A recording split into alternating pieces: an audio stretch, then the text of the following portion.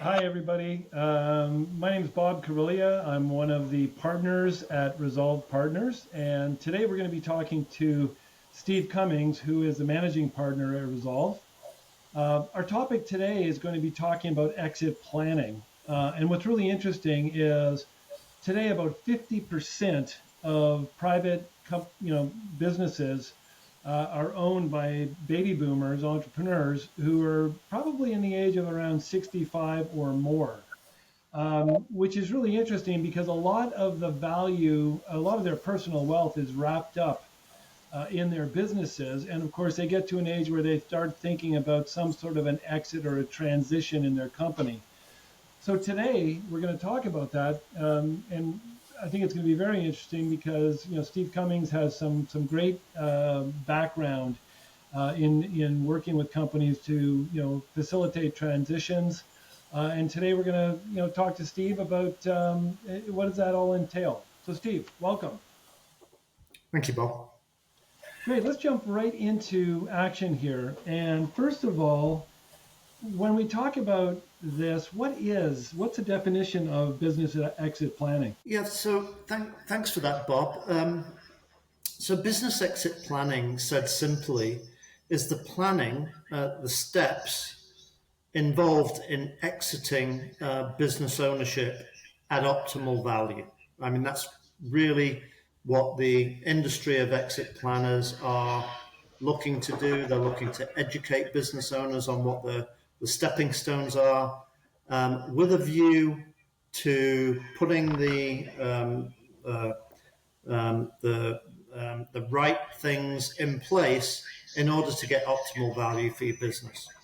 So, so what does business? What does exit planning address? Well, firstly, many business owners have spent most of their life trying to maximize profit from the trading of the company. Really, from a business perspective, in order to optimize value on the exit, the mindset needs to change. There needs to be a pivot towards the value of the company. And I'll explain that later. So, really, business valuation is a focus for us and where those clients sit in the range of value. That's number one. But there's several other important pieces to exit planning that business owners need to understand. Firstly, we educate our business owners on the connection between their wealth, their current wealth, and their personal goals as it relates to business value. And we'll talk more about that later. Because often business owners have a perception of what the value of their business is worth, or maybe an objective as to what they want as the outcome. But it may be that the market doesn't ascribe a valuation to their business in the same way as the business owners wants. So there is also a concept of wealth and valuation gaps that Rizolve is seeking to help business owners with. Let me illustrate that point. We always want our business owners to understand their magic number. So what does that mean? Well, the magic number is the number that they need to go about all of their wants in their life for the rest of their life. It's their wealth number that they need to do that. We want our business owners to understand that number because it's very important to optimizing business value. We'll talk more about that later too.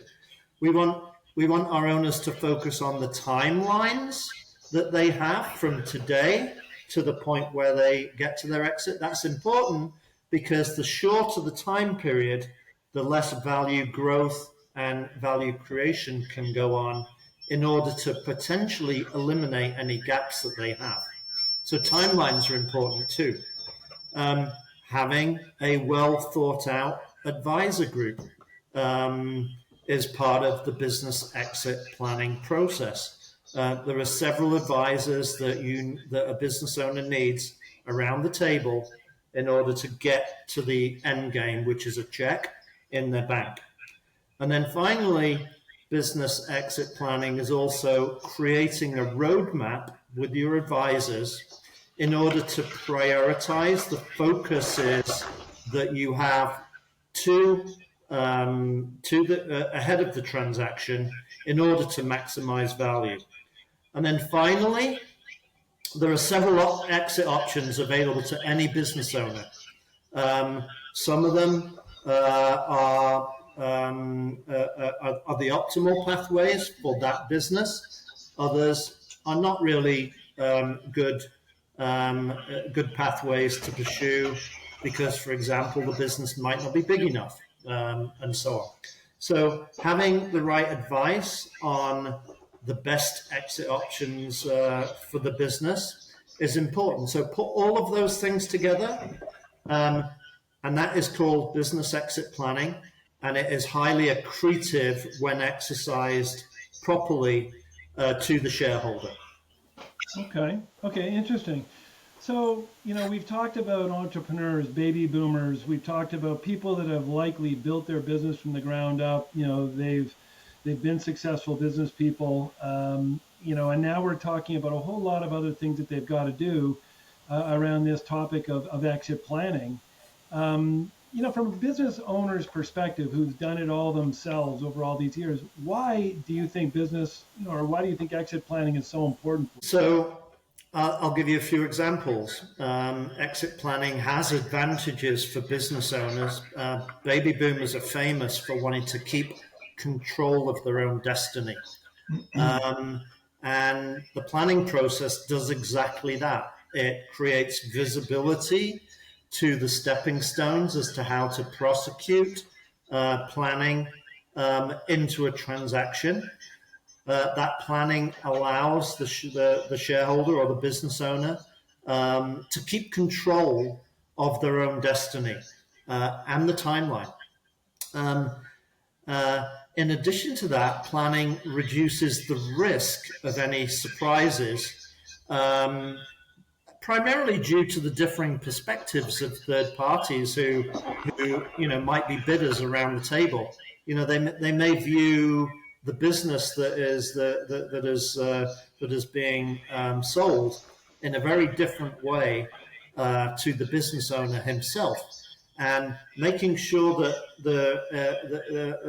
those different views of the business are rationalized is important for reducing risk. And then finally, planning, I would say, beyond a shadow of a doubt, increases the likelihood of optimizing the value on a liquidity event, and increases the likelihood of actually achieving and concluding a sale. So I think for those reasons, for those advantages, the planning process is a good one for shareholders. We highly recommend that they take advice and get some education on the benefits there. In addition, exit planning allows for value gaps to be addressed. In other words, if the business owner, if the actual business value of the company is lower than the needs of a business owner going through a transaction, one really needs to minimize the gaps between the market expectations and the wants and needs of a business owner in order to get to a successful conclusion. When there's alignment on those things, the ability for the business owner to say yes to an offer is a lot higher. So reducing the value gaps is important. It also allows for proactive strategies such as value maximization. We'll talk more about that later. And also tax minimization to occur given the time are required in order to execute those strategies successfully. And finally, I would say it's really important for business business owners planning their exit to eliminate deal breaker issues in the planning period. That might be issues of owner alliance. It might be issues of customer concentration. It might be issues of litigation that is being prosecuted for or against the company. All those things need to be addressed in order that buyers are not turned away from a very good proposition. So for all those reasons, exit planning is important, and we'd highly recommend it to the business owner. Okay. So it sounds like what you're saying is that this gives the owner the opportunity to really make their, their company transferable to a new owner. I mean, I've always had the thought that, if I've got a service or a product, I just, take whatever that is and I put it up, put it up for sale, and interested parties are able to, make a bid and buy the company. But it sounds like this, making sure that all the ducks are in a row so that this is a transferable business, makes a lot of sense. Is that, am I going along the right lines when I talk about transferability of a business? Is that really where, what it's all about? Well, so let's just examine that term, because it's an important term to be understood by anyone that wants to exit from their business. So transferability is all about having an asset, a business asset, that contains a collection of assets that a third party wants. That might be a profitable company. That might be a company with a well-diversified customer base. That might be a company that has protected its intellectual property so that the attacks the commercial attacks from competitors can be minimized. Transferability is all about the assets of the company, or the shares for that matter, being capable of being delivered into the possession of a third party. So, for example, if you have a company that is litigious, that is subject to legal claims and so on, that will tend to scare away many bidders, or would certainly impact the price that the shares or the company assets attract. So those types of things affect transferability, and one needs to clean those things up well ahead of any future transition or and so on. Transferability is all about the promise of future value, and that value being appropriately priced in the market, given the risk profile surrounding the promises that are made in any due diligence or sale exercise. Those things need to have reasonability from the other party's standpoint. So that is another element of transferability. An example of that might be that the customers that are being transferred across in the business, are all in good standing and trade regularly with the customers, or that, for example, key employees are not going to leave post the transaction, or customers for that example. So transferability is all about being able to support the model that you've created, the business model that you've created, is going to carry on and continue into the future. And then I guess another example of transferability might be that the delivery mechanisms that you've created over time, the business delivery mechanisms that you've created over time, are capable of continuing in someone else's hands. In other words, there's no reliance on the owner, because the owner exits stage right. and there's going to be a new owner in the future. So you want the business to continue as is, or even better, to be capable of growth in the future. And another example might be that the business has well-documented systems and processes that are going to deliver the business into the future, and that's what people pay for. In other words, transferability is all about having the new owner having a high likelihood of the business being capable of operating and growing into the future at the levels promised during the sale transition process. So transferability is a key term for business owners to understand, and certainly there are advisors like Rizolve around that can give guidance on transferability. Yeah, no, that's super interesting. So it sounds to me that, you want to have all of that, all of those activities that you just discussed to make a company more transferable. You want to get all of that done before you put your company up for sale. You don't want to rush into a transaction while you're trying to do all of these things on the side. So there's a time frame involved here, and from what kind of a time frame should owners allow to get all of these activities done before they move to an actual transaction? Yeah, so this is an important question, and obviously it depends on the circumstances in front of the business owner. In order to plan to sell a complex asset like a business,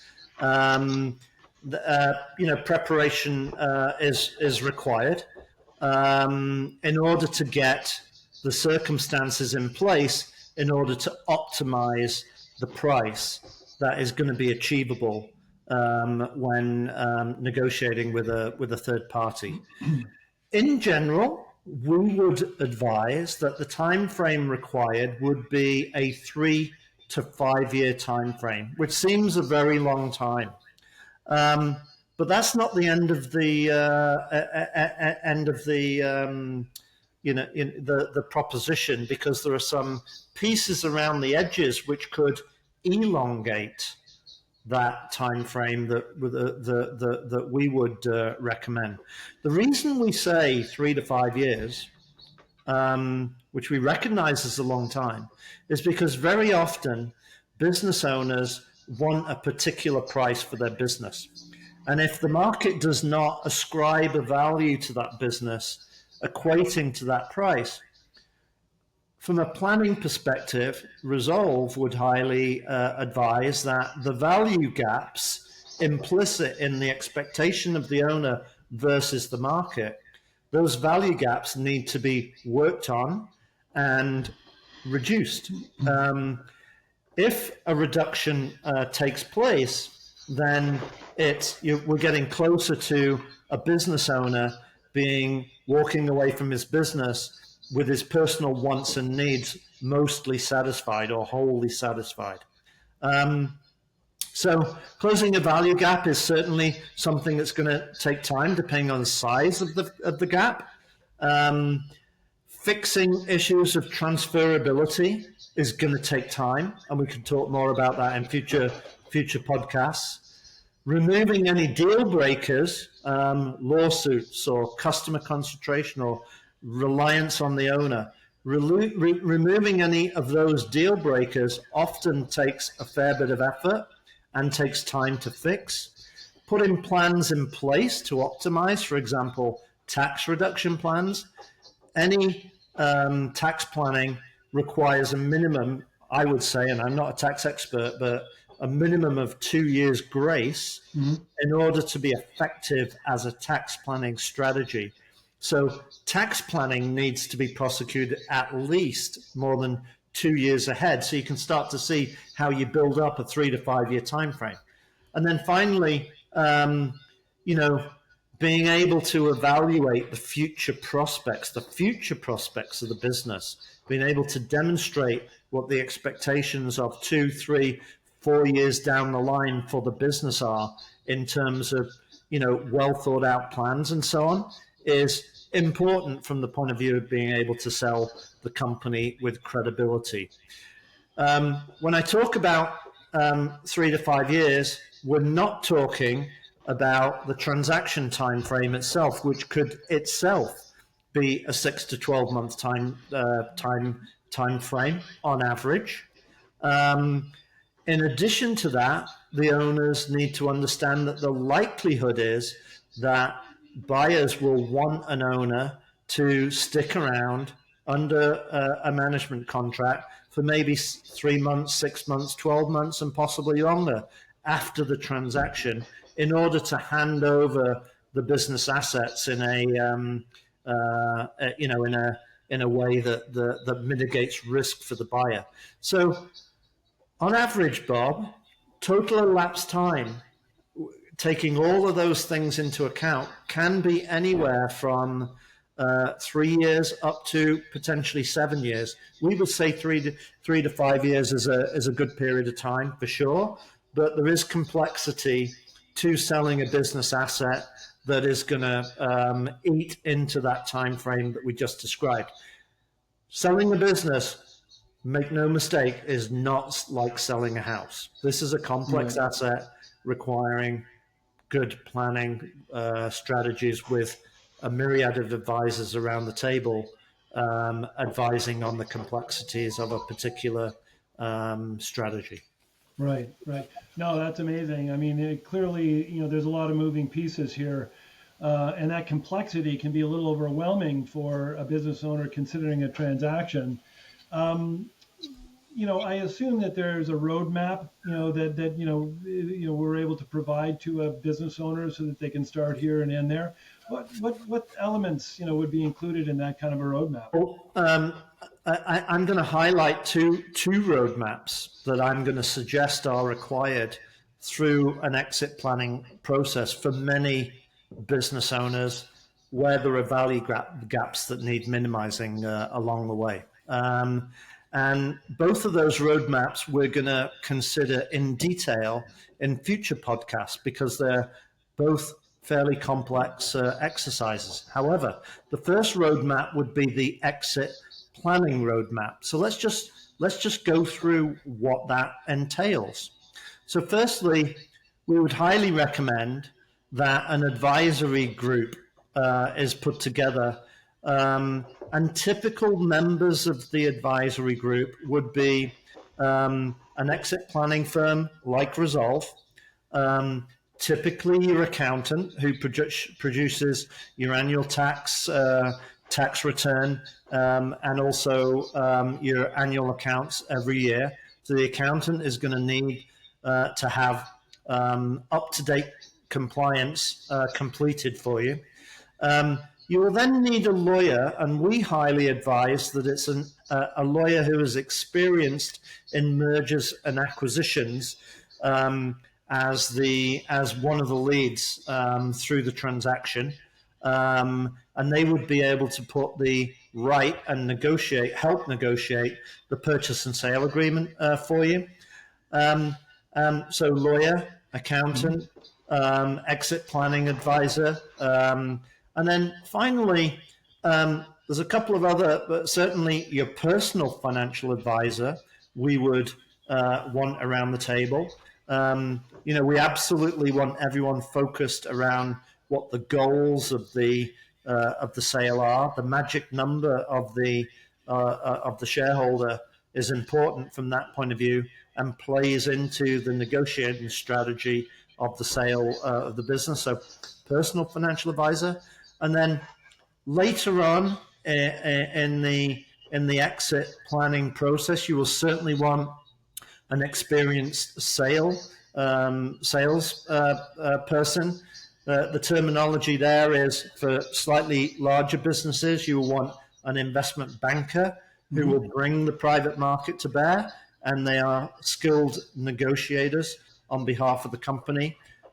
Or for smaller companies, brokers who sell into a particular size range of the market. So there's 3 or 4, 5 advisors that are core advisors to the And so we would absolutely, want to make sure that those specialists are all in place.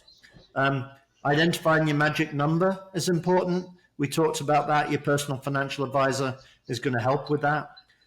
Creating a timeline we referred to is important. Understanding the owner's objectives from a timing point of view is part of the exit planning process. That gives us a lead on what is possible in terms of value creation in the 3 to 5 year time frame that I referred to. And then finally, identifying a plan that reduces and eliminates value gaps is another important element of the exit planning process. De-risking the company, ensuring the deal breakers are eliminated, and arriving at a clear decision on a go, no go for the transaction at a particular point in time is important. Understanding the exit options is important.